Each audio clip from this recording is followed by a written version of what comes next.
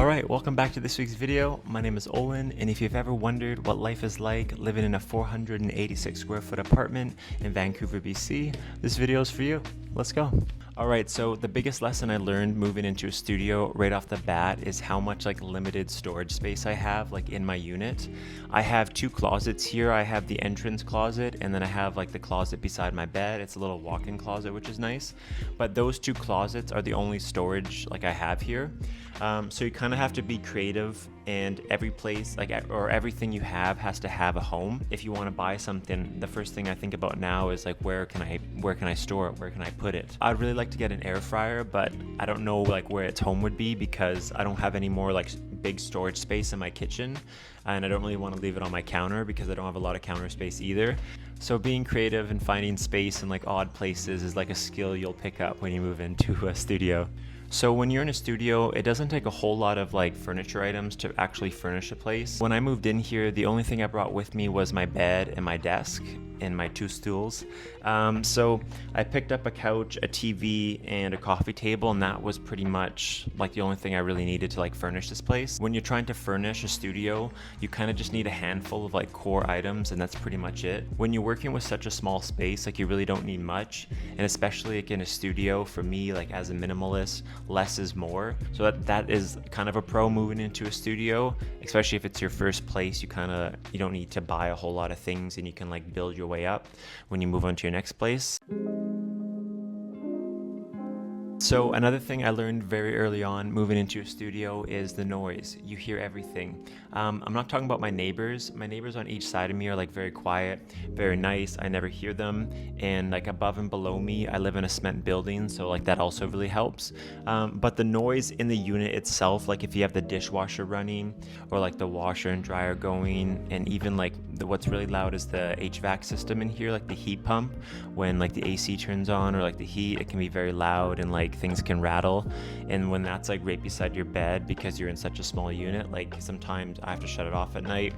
I also just want to say I'm totally aware that these are first world problems, but just wanted to put that out there. Living in a studio, all those things have to go in such a small space. When you're laying in bed, you're 5 feet away from the heat pump, or 10 feet away from the dishwasher, the washer and dryer. You're just kind of always surrounded by some type of noise.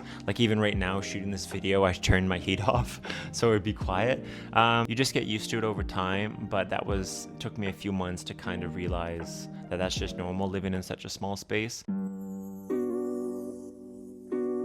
So when it comes to entertaining in a studio, having 2 or 3 people over doesn't sound like a whole lot, but when you don't have big square footage, having 2 or 3 people in here is a lot of people, and it's kind of also can be a bit awkward if people are sitting in your living room and they can see your bed and basically your whole apartment. If you're inviting people over for drinks or to celebrate something, it'd be inviting everyone up to your bedroom and just hanging out. As an adult, it can be a bit weird. It's kind of keeping that in mind, that if you want to have a bunch of people over, or if someone's in town, if my brother came to visit, you don't have a whole lot of privacy if someone crashes with you for a few days, because there's kind of just nowhere to go. You can't short term it's not too bad, but long term it can be, I feel having a roommate in such a small space can be a bit difficult if you're both working from home, or if you're just seeing each other all the time. You kind of need a break apart. If you're living in a studio with someone,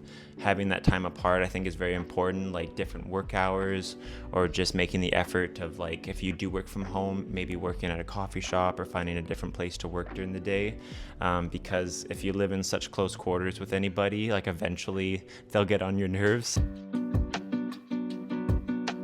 So one thing that you're always reminded about is how easy it is to clean up this place, but it's also even easier to make a mess. It was surprising to me because I always thought with a studio, it's very easy to clean, but from people that I've talked to that lived in a studio, they always say there's always something to clean, there's always something to catch up on.